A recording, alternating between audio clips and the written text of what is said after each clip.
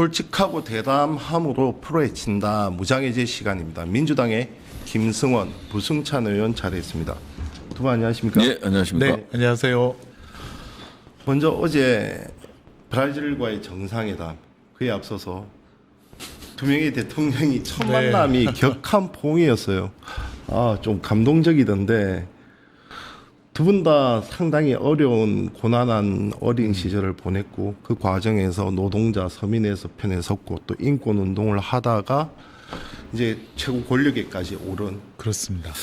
참 인생 여정이 그려져서 첫 만남이 이 포옹일 때 좀 마음이 짠하기도 했습니다. 어떻게 보셨습니까? 그 과정에 그 룰라 대통령도 그렇고 어떻게 보면 정치 검찰 또 수사 판사에 그랬었죠. 의해서 네, 맞습니다. 조작된 사실로 네. 그 룰라 대통령은 거의 실형까지 살았는데 그것이 결국 진실이 밝혀져서 다시금 브라질 국민의 선택을 받아 대통령이 되신 분 아닙니까? 네네. 이재명 대통령님 역시 마찬가지고 4년 이상의 그 잔혹한 윤석열의 조작 기소에 의해서 8개의 재판을 지금 앞두고 있는 그런 분인데 서로 그런 면에서 굉장히 격하게 어떤 동지애를 우정을 느끼셨을 거라고 보고요. 굉장히 좀 감동적이었다 그렇게 말씀드리겠습니다. 또 서로 이렇게 다치신 부위를 확인하면서 네네네. 서로 약간 제가 볼 때는 눈물 지으신 것 같은데 그런 모든 면면이 지구 반대편에 있는 나라지만 충분히 공감이 이루어졌고 그래서 보면 브라질과의 어떤 그 MOU라든가 여러 가지 뭐 동반자적 관계가 아주 잘 된 것 같습니다. 어떻게 보셨습니까? 이게 진짜 닮은 꼴이죠. 네네. 그리고 한편으로는 브라질이 부럽기도 해요. 왜냐하면 이게 정치 검찰에 의해서 조작 기소가 분명하다라는 정황들이 나오고 있는 상황이잖아요. 룰라 대통령도 마찬가지였고요. 마찬가지였는데 결국은 또 사법부에서 이 부분에 대해서 정리를 해줬어요. 맞습니다. 네. 확실하게 정리를 해줬죠. 근데 이재명 대통령에 대해서는 정리가 안 되고 있잖아요.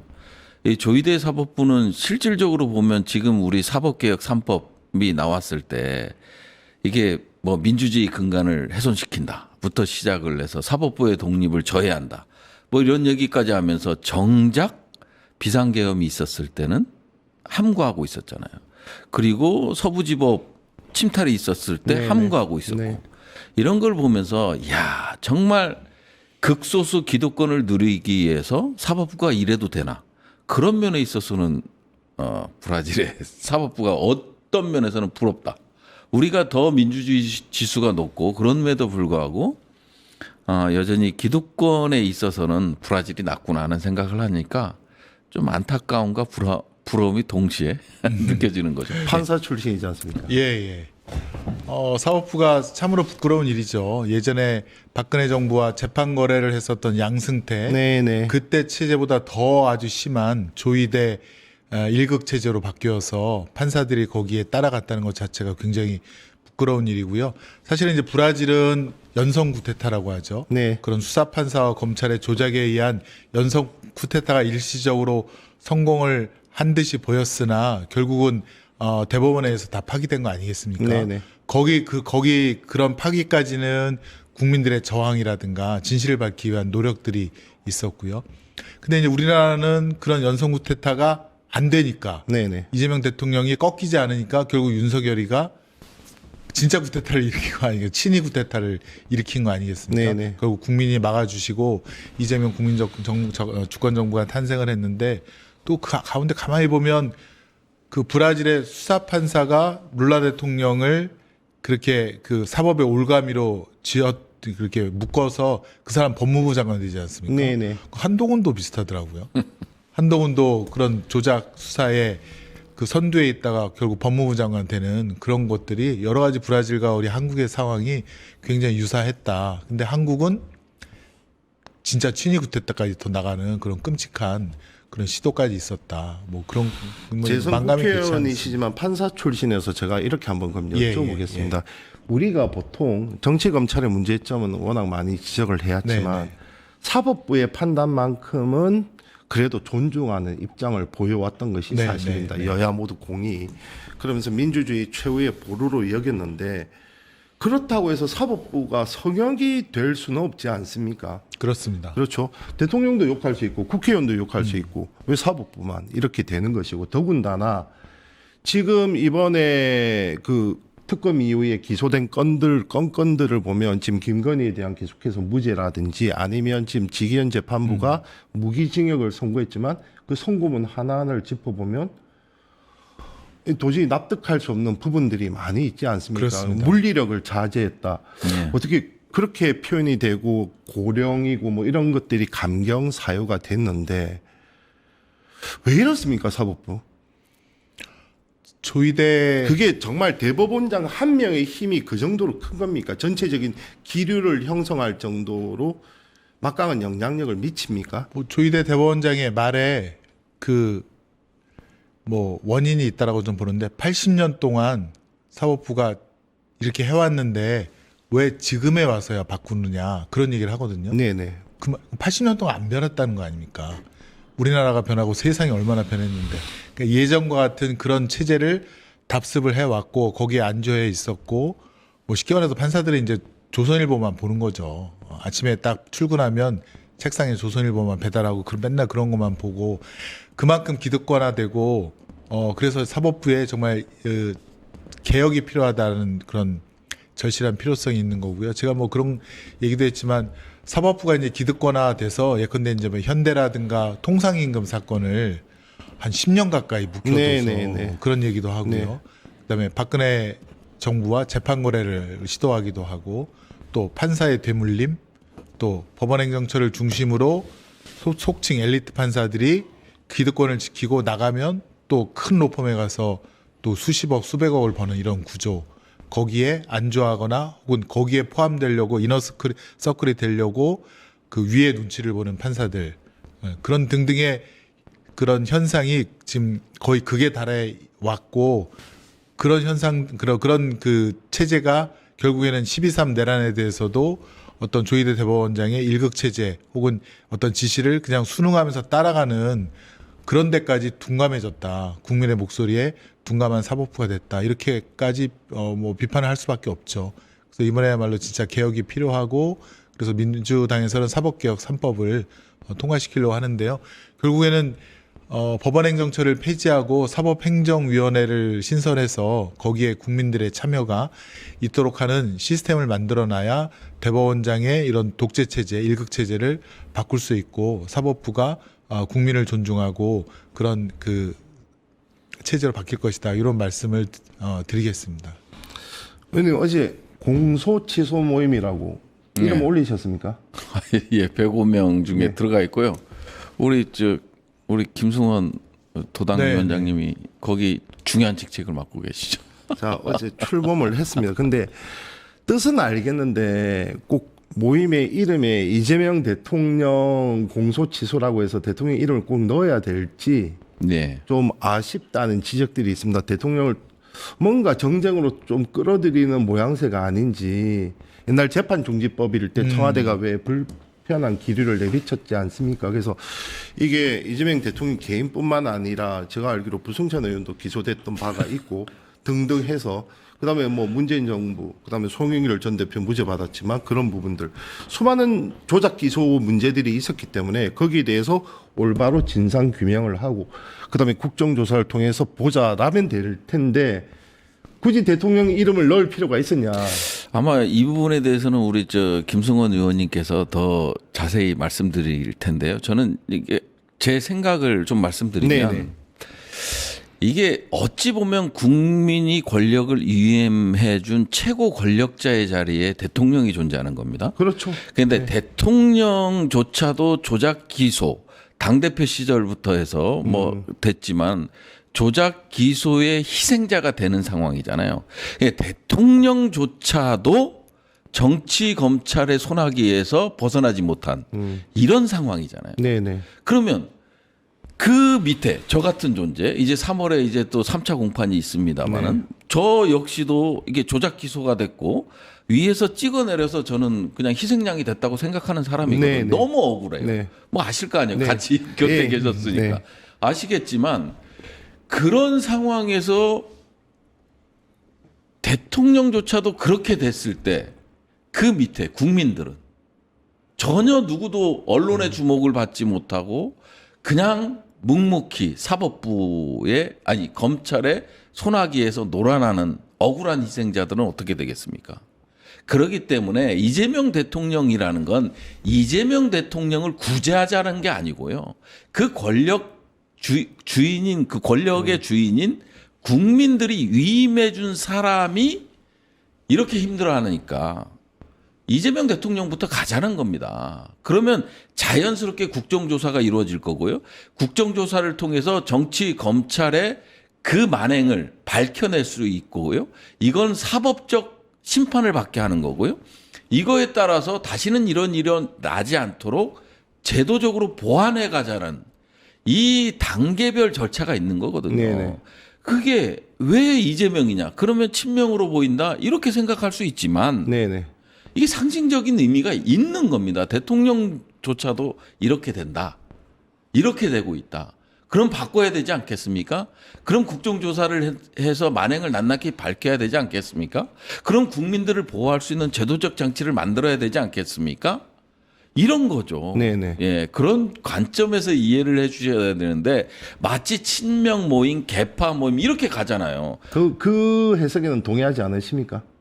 개파 모임이요? 개파 성격이 다분하다. 아니면 뭐 8월 전대에서 아니, 그 면면을 정청래의 보면. 연임을 물론 면면에 박수현 대변인도 있고 여러 분들이 있던데. 저는 그 의견에는 동의하지 않는데요. 네. 왜냐하면 제가 이제 공동 대표를 맡게 된 것도 저는 이제 이재명 당 대표로 계실 때 제가 법률위원장으로서 그때 정권 바뀌고 윤석열이 엄청나게 뭐 민주당뿐만 아니라 우리 이재명 대표님 또 뭐 저도 내사를 받았고 엄청나게 이제 공격을 할 때 네네. 그때 이제 검찰 독재 탄압 대책위원회 일원으로서 시작을 해서 계속 방어를 해왔던 입장이었고 또 저와 같이 공동 대표를 맡았던 윤건영 의원 있지 않습니까? 네네네. 윤건영 의원은 또 윤석열 정권 하에서 또 문재인 전 대통령께서 그 뭐 전주직원부터 해서 굉장히 많은 또 그 탄압을 받으셨거든요.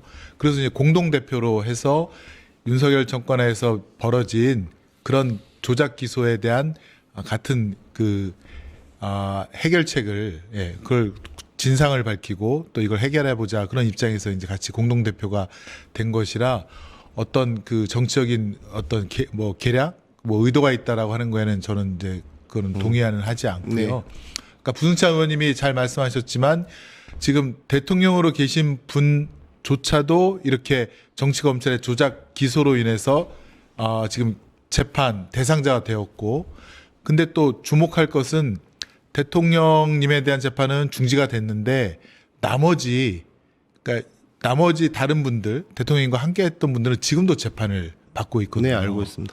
그런데 그럼 이걸 가만히 두면 여기서 예컨대 증인신문이라든가 뭘 통해서 확정된 사실은 나중에 대통령님한테도 증거 능력이 있고 그게 다 영향을 미치는 거 아니겠습니까?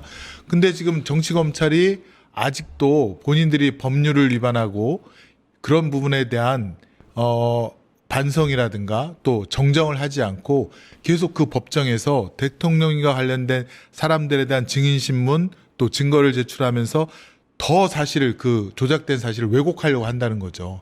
이것도 사실은 막아야 되는 겁니다.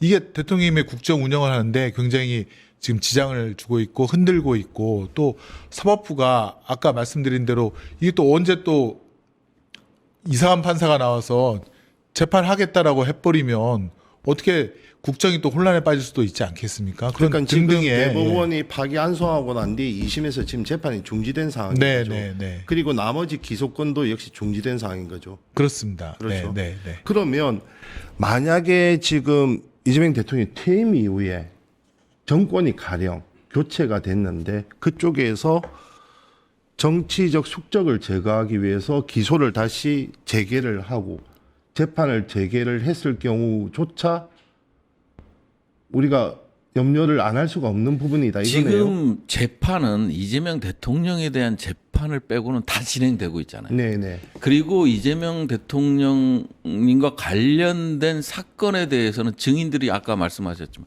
계속 나오고 있잖아요. 그리고 정치 검찰은 이 부분에 대해서 자기네 논리를 왜곡해서 주입을 시키고 있잖아요. 그걸 또 재판정에서 얘기를 하고 있잖아요. 그렇지 않습니까? 네, 기소 네. 이유로서 네. 얘기를 하고 있는 상황인데 이게 확정이 되잖아요. 확정이 되면 5년, 이게 4년 몇 개월 후에 대통령께서 이제 퇴임을 하시고 재판이 재개되면 이 증거들이 어떻게 되겠습니까? 그때 재판장에서 확정됐던 재판에서 확정이 됐던 사건들에 대해서는 어떡할 겁니까? 그런 관점에서 봐야지. 그리고 이제 개파라는 게 개념 자체가요. 우리가 이게 대왕과 국민의힘을 예를 들자고요. 대왕과 미래. 한동훈이잖아요. 네네. 한동훈을 추종하는 세력들이잖아요. 맞죠? 한동훈의 제명에 반대하는 세력들. 네네. 한동훈을 어떻게든 국민의힘에서 정치적 영향력을 행사하게끔 만들려는 세력들이잖아요. 네네. 이게 개파예요. 그다음에 과거에 이제 친윤계의 공부 모임인 국민공감 이런 것도 윤석열을 중심으로 한 리더를 옹립하는 과정에 있어서 이런 것들이 개파지. 이거는 특정 사건에 대해서 한정해서 우리가 나서서 국정조사를 추구해야 된다. 사실 그간에 우리 당내에서요 공소취소라든지 이런 이 조작 그 기소에 대한 네네. 이거에 대한 부당성이라든지 이거에 대한 국정조사라든지 이거에 대한 제도 개선이라든지 이런 게 전혀 목소리가 안 나왔어요. 그러다 보니까 이 모임이 만들어지자마자 이제 국정조사에 대해서 지도부도 좀 폭넓게 받아들이고 이렇게 지금 가고 있는 거거든요. 의원들이 유시민 작가께서 미친 짓 뭐 이런 얘기도 했지만 의원들이라고 배지를 달고 국회에 입성했다고 다 할 수 있는 게 아니에요. 일단 공론화가 필요한 거예요. 국민들 1000만 서명을 왜 하냐? 니네 입법부 배지를 달고 있는데.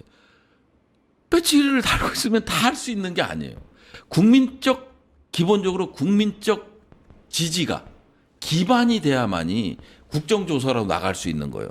실질적으로 봤을 때 국정조사는 국정감사 조사에 관한 법률에 보면 제적위원회 4분의 1이 요구서를 제출하면 네, 네. 가능하게끔 돼 네, 있잖아요. 네. 근데 이 위원회를 구성하기 위해서 교섭단체와 협의하게끔 돼 있잖아요. 그렇죠. 예, 이걸 받겠어요?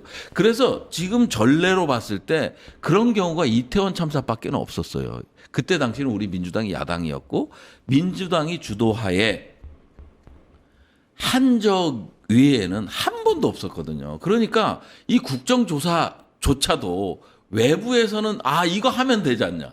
법률 개정하면 되지 않냐. 제정하면 되지 않냐. 이렇게 얘기를 하지만요. 기본적으로 국민 주권. 그냥 이게 권력자는 국민인 상황에서 국민들의 요구가 없이 국회의원 마음대로 할 수 있는 게 아니거든요. 그래서 우리가 뭐 학술적 용어로 수직적 책임성이라는 게 있거든요. 네네. 국민에 대해서 책임을 진다. 선출직 공무원들은. 투표를 통해서 또 교체가 돼버리는 거예요. 그런 관점에서 봐야지 이거를 단순히 개파에 대한 개념 정리와도 맞지도 않고요. 미친 짓이라는 거에 저는 유시민 작가 그거를 많이 보거든요. 공부도 많이 하고 저한테 도움이 엄청 돼요. 네네. 그리고 민주당을 지탱하는 힘이에요. 그럼에도 불구하고 이 국민적 요구를 끌어내고 용광로처럼 이 분출을 시키지 못하면 결국은 또 5년 후에는 4년 몇 개월 후에는 똑같은 상황으로 갈 수밖에 없는 거예요. 너무 흥분한 것 같아요. 유시민 작가가 뭐 지난 합당 논란부터 뭐 지금 뭐 조국 대표 특히 이번 발언까지 해서 계속해서 논란의 중심에 서는 것은 사실입니다만 계속해서 또 이것이 언론은 뭐 싸움 붙이기를 좋아하지만 이것이 민주당의 갈등과 분열 또는 이러한 모임의 성격조차 가령 개파 뭐 정청래 의원님 제어 이런 식으로 너무 왜곡하면 오히려 활동하시는 분들도 부담이 더 크지 않을까 이렇게 생각을 합니다. 네, 그럼에도 네, 불구하고 동의합니다. 제가 네. 좀 짚어봐야 될 발언은 있습니다. 아마 예상들 하셨겠지만 파묘라는 말까지 나오는데 지금 이현주 최고의 그 리박스쿨 발언 이것은 좀 파장이 큽니다. 어떻게 봐야 됩니까? 그래서 그 부분은 제가 깊게 바라보지 못해서 상당히 이제 민주당의 인재입니다. 이현주 의원은. 아니 그러니 아니 인재라는 건 네. 분명하고요. 이제 이현주 의원이 어제부터 적극적으로 해명을 하고 있고 국민들에게 설명을 하고 있는 상황이거든요. 이 부분에 대해서 잘못된 부분에 대해서는 사과를 해야 되고 오해가 있는 부분에서는 오해를 풀어야 되기 때문에 정치인으로서 적극적으로 설명하는 이런 자세가 필요해요. 근데 이게 자꾸 논란이 되고 저희 입장에서는 우리 김성원 의원님과 제 입장에서는 동료지 않습니까? 네네. 그리고 그 역할을 하고 있는 동료라는 것만은 분명하거든요. 네네. 근데 이제 물론 듣기 거북한 얘기도 많이 했고 그다음에 그동안 우리가 지켰던 가치를 벗어나는 말씀도 하셨지만 이재명 당대표 시절에 인재로서 영입을 한 케이스거든요. 그리고 지금 민주당에서 역할하는 부분도 있기 때문에 이런 부분이라든지 그다음에 그 뭐 리박스쿨이 됐건 뭐가 됐건 여기서 발언한 내용이라든지 이런 부분들을 균형감 있게 보고 그다음에 정치는 그 개인적인 책임을 져야 되는 자리지 않습니까? 그러다 보니까 이현주 의원이 오해되는 부분 혹은 국민들이 잘못됐다고 생각하는 부분에 대해서는 충분한 설명이 필요한 겁니다. 왜 제가 이현주 의원 개인을 뭐 공격하고자 함이 아니라 지난 합당 논란 과정에서 지도부 내에서 서로 수위를 넘는 발언들이 오갔고 특히 정청래 대표를 앞장서서 이제 제어할 때 이현주 최고가 어쨌든 앞장선 것은 분명한 사실인데 이것이 또다시 정치 유튜브 대회에서 확대 재생산되고 또 뭐 서로 간의 비난의 소재로 삼고 더군다나 저도 동의하기 어려웠던 것은 민주당의 정체성뿐만 아니라 국민 상식하고도 맞지 않은 말들이 많았잖아요. 때문에 그 부분은 지적을 하지 않을 수가 없었다. 이렇게 하고 넘어가겠습니다. 그러면 의원님께는 이 부분 한번 물어보죠. 지금 손길 전 대표가 2심에서 무죄됐고 검찰이 네. 지금 상고를 포기를 했지 않습니까? 그러면 무죄가 확정된 건데 지금 복당 신청을 했단 말이에요.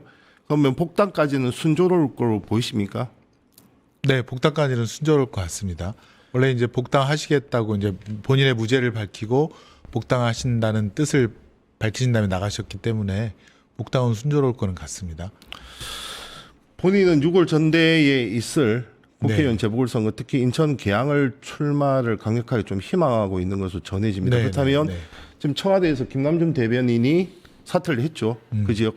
그 지역에 왜 상징성이 있냐면 물론 전에 5선은 소윤길 전 대표가 지냈지만 이재명 대표가 거기서 또 재선을 했기 때문에 이재명 대통령이 재선을 했기 때문에 대통령의 지역구라는 상징성이 있는데 이것이 교통정리가 안 되고 측근대 무슨 부채 이런 식으로 붙다 보면 또 다른 갈등에 휘말리지 않을까. 왜 민주당은 집안이 커서 그렇습니까? 왜 이렇게 밤 잘 날이 없습니까?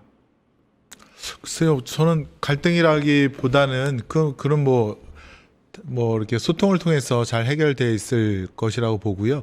송영길 그 전 대표님도 마찬가지로 사실은 윤석열 그 정치검찰 하에서 탄압을 받으신 거죠. 저는 이제 법조인이니까 안에 있는 얘기를 많이 듣고 있는데 네네. 당시 이제 검찰에서 이정근 씨 녹취록인가요? 네네, 뭐 그걸 갖다가 이정근 뭐 씨, 등등 보고 그 노다지를 발견했다. 그런 얘기가 나왔대요. 그러니까 그 수사 검사가 야 내가 이제 민주당 의원 수십 명을 날려갖고 드디어 내가 뜬다. 승진하고 뜬다. 네, 네. 그런 식으로. 그래서 막 언론 플레이하고 막 그때 언론 플레이가 굉장히 막 우리 민주당 의원들을 완전히 무슨 부패 집단으로 몰았던. 그렇죠. 개별 의원들 이름들이 쭉 나오고 검찰이 흘렸고 네, 맞습니다. 근데 저도 이제 기억합니다. 이게 보면 벌써 수사를 하면 할수록 근거가 없다는 거예요. 근거가 다른 자료가 없고 그러니까 이제 그 후임 검사들이 야 이거 큰일 났다. 수사 검사가 언론 플레이하고 막 잔뜩 벌려놨는데 이게 없다는 거예요. 그걸 보완할 자료라든가 또 이게 안 맞는다는 거예요. 객관적인 뭐 이렇게 위치라든가 이거랑. 네네네. 그래서 사실은 그 민주당 의원들도 잘 소환도 못하고 그러다 이제 뭐 먹사연을 또 막 그 별건을 캐지 않습니까? 별건에 별건까지 캐고 그 자기들 잘못한 걸 갖다가 만회하려고 별건에 별건을 캐다가 결국 그거 갖고 지금 그 법원에서 이거 위법 수집 증거다. 이정근 녹취록을 갖다가 막 여기저기다가 그냥 함부로 막 쓴 거 아닙니까? 또 그걸 통해서 사람들 압박해갖고 비슷한 취지의 진술을 회유받고 그러다가 그 다 무죄 나온 거 아닙니까? 그걸 갖다가 저도 알고 있었는데 송영길 전 대표도 억울하지만 일단 당을 위해서 탈당을 하고 네네. 명예를 회복해서 돌아오겠다. 그 말씀 그대로 된 거거든요.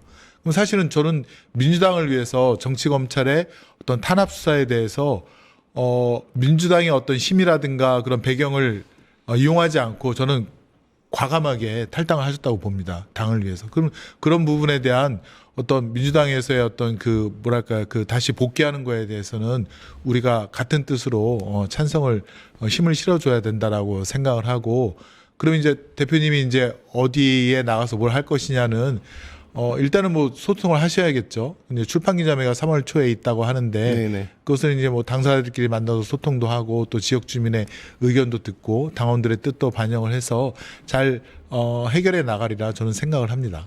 의원님께 그러면 이 질문을 드려보겠습니다. 그러면 공소취소 모임이 발족을 하고 국정조사를 통해서 가령 검찰의 정치 검찰 행태, 특히 조작 기소 이런 것들이 이제 진상이 드러난다면 지금 민주당이 그다음에 정부가 하고 있는 이러한 검찰 개혁, 그 수사권과 기소권의 분리 이런 것 외에 그러면 그 정치 검찰에 대한 잘못은 어떻게 책임을 지을 수가 있습니까? 아니 그거는 이제 뭐 형수법에도 나와 있고 다 나와 있기 때문에 뭐 그거를 적용하는 법은 있습니다. 근데 지금까지는 검찰과 판사에 대해서는 예외적이었죠. 그렇기 산림청장이 때문에, 음주운전을 해서 우리가 뭐 이거는 사실은 형사처벌은 아니지만 네. 행정적으로 이제 직권면직을 한 네, 거잖아요. 근데 그날 오전에 또 판사가 음주운전한 기사가 떴어요. 그게 감봉 3개월이에요. 그러니까 이게 제어되지 못하는 권력들이잖아요. 충분히 법 적용을 받을 수 있는데 당사자들이니까 당사자들이 이 건을 안 하고 기소를 안 하는데 그리고 재판을 안 하는데 지금 그들만의 리그잖아요. 그러다 보니까 이제 민주당에서 국민들의 눈높이에 맞게끔 국민들이 책임을 물을 수 있게끔 법을 개정하는 거죠. 네네. 이게 사법 뭐 3법 사법개혁 3법 이런 것들이 다 거기에 들어가는 거고요. 우리는 민주주의를 할 때 맨날 이론적으로 공부하잖아요. 국회의원, 네. 대통령들은 다음에 일을 잘못하면 선거를 통해서 국민들이 책임을 묻는다. 심판을 견제와 받는다. 네. 균형에 기반해서 상권 분립의 원칙이 지켜진다. 하지만 사법부는 예외예요. 국민에 대해서 책임도 안 지고요.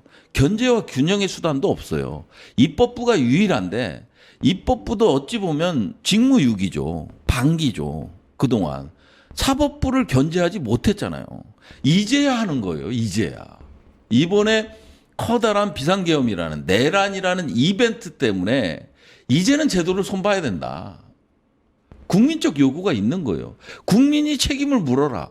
이렇게 명하고 있는 거잖아요. 그런 관점에서 봐야지 지금은 우리는 행정과 입법부는 견제와 균형 시스템이 작동되고 있어요. 네네. 그리고 국민이 선거를 통해서 책임을 물어요.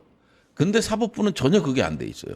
그래서 반쪽짜리 민주주의를 그동안 대한민국은 유지돼 왔는데 이번에 제대로 사법부에 대해서 국민의 책임을 물을 수 있게끔 입법부가 해라. 그렇게 해서 가는 거다. 이렇게 말씀드리고 싶어요. 검찰을 뭐 사법부로 봐야 될지는 뭐 논란의 소지가 있지만 어쨌든 외청이지 않습니까? 네네. 그동안의 외청이었는데 방금 말씀하신 것처럼 선출된 권력으로부터의 견제가 없는 것은 어쨌든 고인물이 되고 사법부 그렇습니다. 출신이지만 네. 어쨌든 이런 잘못된 관습이 계속해서 반복되고 자정 능력 상실을 그렇죠. 했죠. 예. 때문에 그러한 제어는 상권 분립의 정신이란 것이 또 그렇지 않습니까? 서로 간의 독자적인 영역은 이때 서로 간의 견제와 균형을 이뤄라 이런 뜻 아니겠습니까? 그렇습니다. 네. 사법부가 가장 문제점은 이 재판의 독립은 외부로부터의 독립은 어느 정도 지켜진 것 같은데 내부로부터의 독립이 지켜지지 않고 있습니다. 그래서 예컨대 조희대 대법원장이 원하는 사람을 그 포스트라고 하죠. 서울중앙 영장 전담, 네네. 그다음에 서울중앙 형사합의 부장들 딱딱딱 심어놓으면 사실은 대한민국의 누구도 구속을 시킬 수 있고 실형을 보낼 수 있는 그런 것들을 그런 의도에 의해서 자연스럽게 진행시킬 수가 있습니다. 그렇게 해서는 안 된다는 거죠. 국민들이 이번에 보지 않았습니까? 네네. 아니 대통령 후보를 세상에 단 며칠 만에 날려버리는 그런 사법부가 어디 있습니까? 그런 일을 감행한다는 것은 사법부가 그만큼 썩었고 자정 능력이 없고 또 국민들로부터 지금 뭐 국정원보다도 그 신뢰도가 낮은 기관으로 전락을 했는데 이거는 사법부 구성원들도 원하지 않고 있거든요. 그러려면은 분명히 국민의 뜻을 반영한 여러 가지 제도 개혁이 있어야 된다 그런 말씀을 드리고 그래서 이제 재판소원법이 나오는 것이고요. 그다음에 법외국제가 나오는 것이고 그다음에 대법관 증언법도 네. 나오는 것인데 저는 약간 대통령님과 정말 뜻이 비슷한 게 실용적인 측면에서 접근을 하고 있습니다. 대법관이 지금 세계재판부 네네. 12명밖에 재판을 안 하니까 네네네. 연간 47,000건 중에 심리 불속행 기각이라고 해서 기록 제대로 안 보고 날려버리는 것들이 80%가 날아갑니다. 이거는 헌법이 보장하는 3심제가 이루어지지 않고 있다는 거거든요. 그러니까 일단은 대법관을 증언을 하자. 그래서 곱하기 2이지 않습니까? 몇 년에 네네. 걸쳐서 네. 세계재판부를 더 만들자는 거고 그다음에 재판소원법. 아니 대법원이 약자에 대한 재판을 안 하고 5년 10년간 갖고 있는 겁니다. 그럼 그 노동자들은 지쳐서 나가 떨어집니다. 그때 재판을 하는 거예요. 슬쩍 결론을. 그럼 만약에 재판소원법이 있으면 그렇게 못하죠. 왜냐하면 그거 재판소원을 해서 헌재로 가면 평등권 침해라고 해서 그 파기가 되거든요. 네네. 그런 거 안 하죠. 이제 자기들이 조심스러워하죠. 그런 실용적인 면에서 이런 것들이 필요하다라는 것을 좀 국민들께서 봐주셨으면 좋겠습니다. 우리가 뭐 사법부를 옥죄거나 뭐 제압하거나 뭐 이러는 게 아니라 국민들이 그만큼 모르는 상황에서 많은 피해를 입고 있고 실질적인 재판 기본 청구권 기본권이 받을 권리가 침해되고 있다. 제대로 보장을 안 받고 있다. 그런 측면에서 봐주시면 또 그렇게 제도가 운영돼야 되지 않겠습니까? 네. 너무 우리가 색안경만 쓰고 보는 그 점은 뭐 근데 언론이 그렇습니다. 속성이 싸움도 붙이고 계속해서 예. 자, 지금까지 민주당의 김승원, 부승찬 의원이었습니다. 두 분 감사드리고요. 저희는 내일 오전 7시 50분 다시 찾아오겠습니다. 행복한 하루 되십시오. 감사합니다. 유튜브 구독하고 실시간 채팅과 댓글을 남기시면 매일매일 7천 TTCO를 드립니다. 참여 방법은 통통물 어플을 다운로드하고 회원가입과 로그인을 해주세요. 마이페이지에서 나의 회원 고유 번호를 복사해주세요. 유튜브 구독 후 실시간 채팅이나 댓글창에 고유 번호를 한 번만 입력하면 준비 끝! 지금 유튜브 채팅과 댓글 쓰기 참여하고 실천 TTCO 받아가세요.